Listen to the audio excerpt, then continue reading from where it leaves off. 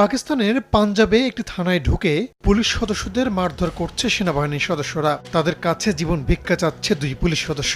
অন্য একটি ভিডিওতে দেখা যাচ্ছে দুইজন পুলিশ সদস্য সেনাবাহিনীর ভয়ে পালিয়ে যাওয়ার চেষ্টা করছে। তাদের পিছু নিয়েছে সেনারাও।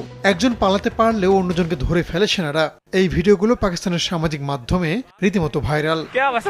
দেশটির গণমাধ্যম বলছে, গেল সোমবার প্রদেশটির ভাওয়ালনগরে ঘটনার সূত্রপাত হয়। 3 জন বেসামরিক নাগরিককে আটক করে তাদের কাছে অবৈধ অস্ত্র থাকার অভিযোগ তোলে পুলিশ।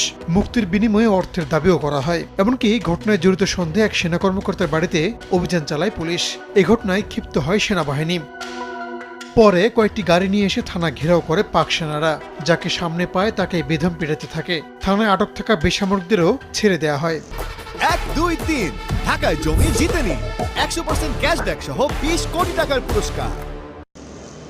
এ ঘটনায় পাকিস্তান জুড়ে